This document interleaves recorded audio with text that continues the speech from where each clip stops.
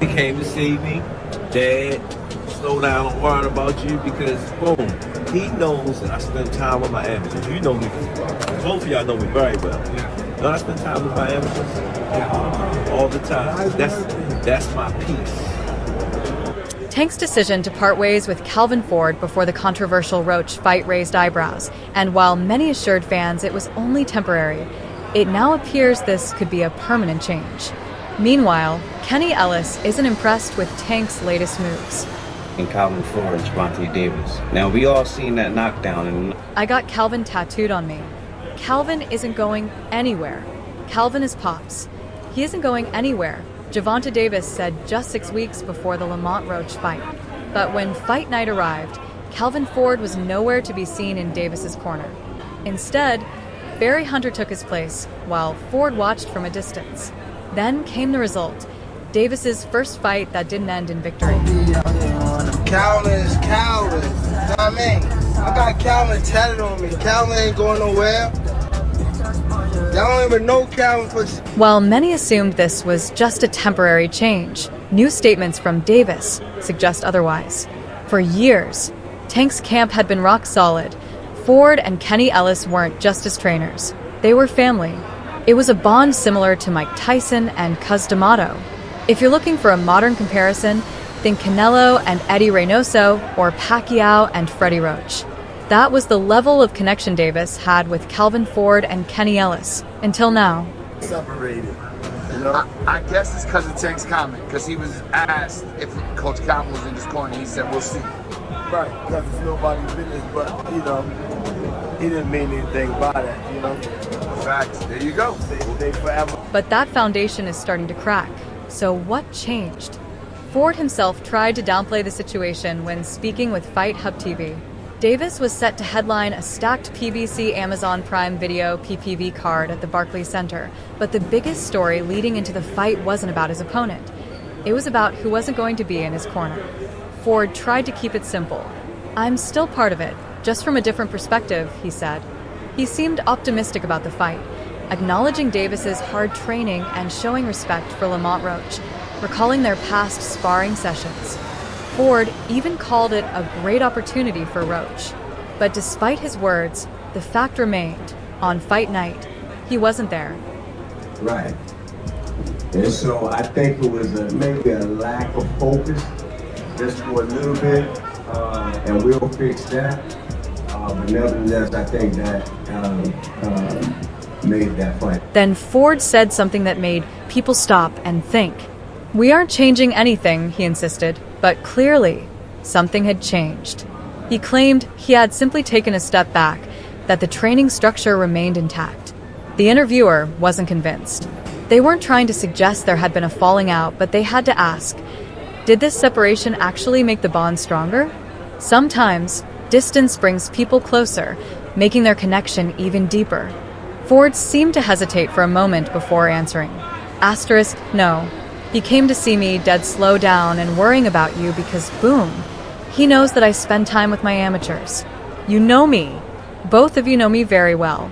I spend time with my amateurs all the time. That's my piece. Asterisk. Ford explained that while he wasn't training Tank directly, he still felt connected to him. But the real question remained, did Tank feel the same? Barry Hunter tried to reassure everyone that nothing was wrong. Asterisk, Calvin will be there. Coach Barry will be there. Coach Boogie will be there. And Kenny will be there as well. Asterisk, he said in an interview.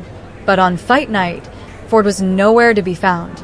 Calvin in his corner this time. I think he will have Kenny, but he's not going to have Calvin. I think that's probably going to be like an advantage for you since he's going to have somebody in his corner, if I'm not mistaken. More than likely. According to Hunter, this wasn't even the first time changes had happened in Tank's corner. He insisted it was normal, reminding everyone that he had been part of the team for years, dating back to Davis's amateur days. He knew how the internet loved to stir up drama over nothing. But as much as Hunter tried to downplay the situation, the truth was starting to come out. When Davis finally addressed the situation himself, it wasn't what people expected. Asterisk, I understand, Calvin has been like family, but right now I need to focus more than ever on my career. So, I'll be looking at other options with the time I've got remaining. Asterisk, That wasn't just Tank talking about a temporary change. It was Tank admitting he was moving on. And just like that, his old quote, asterisk, Calvin isn't going anywhere, asterisk, didn't mean anything anymore. If there were any doubts before, they're gone now. Gervonta Tank Davis is leaving Calvin. Roach, always, he come to fight. And I think it's a great fight. Everybody talking all that stuff about, why Roach? Because he signed and took the fight. You know what I'm saying? And it's good for the community. And Kenny Ellis? He doesn't seem happy about it. Asterisk, we built this together. You don't just walk away from family like that, asterisk, Ellis said. And he's not the only one. Even within Tank's inner circle, people are questioning his decision. Did he really need to leave Ford behind? Is this truly about his career, or is something else happening behind the scenes? Some believe it's about control. For years, Davis has been recognized as one of the most naturally gifted fighters in the sport, a knockout artist with devastating power. But there have always been whispers that he wasn't fully in charge of his own career, that he was being guided too much. Now, with Ford out of the picture, those whispers are only getting louder. On the fighter, but on the corner too. He did tell me, he said, probably gonna come out a little harder the next round. They probably told him something. I guess when you go back and watch it, they did give him a little flack. First, it was Floyd Mayweather. Many believed he had too much influence over Tank's decisions. Now, with Floyd out of the picture, is Tank trying to prove he can do things his way? Or was there unspoken tension between him and Ford that no one saw coming? Ford has been with Davis since day one, guiding him from a hungry young fighter in Baltimore to one of boxing's biggest stars. If anyone understands Tank better than he understands himself, it's Calvin Ford. And maybe that's the issue. Maybe Tank wants a fresh start, a new coach, a new approach, a new direction. Step back and hear things, James, I haven't been there. It brought back so much memory.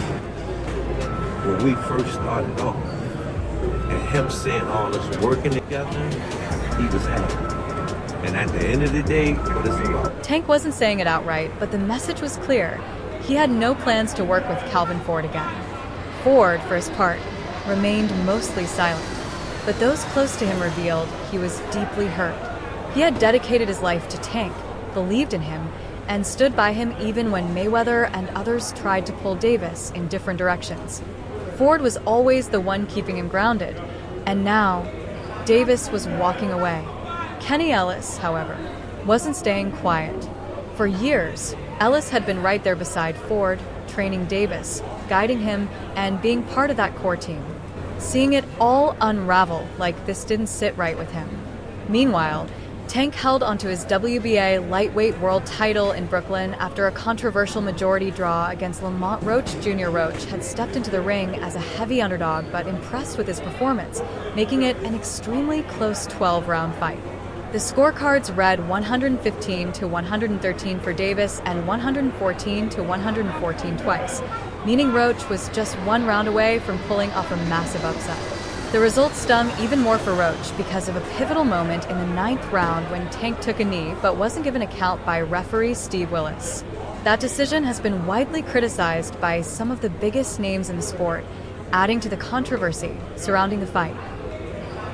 I just hope that he can find peace because he's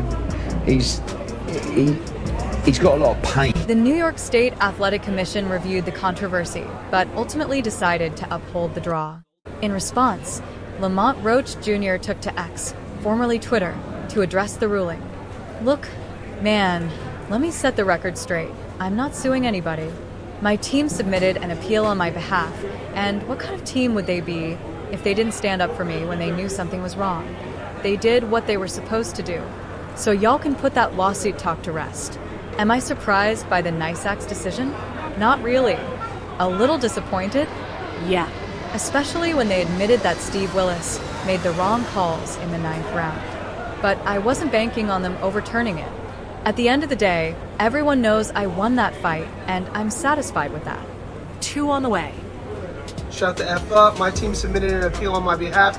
What it looked like not having a team that don't pull that trigger on some that they know was wrong. They stood up for me. So all that lawsuit stuff, y'all can put to rest. He goes on to say, "I'm not surprised about the decision by the New York State Athletic Commission, a little disappointed.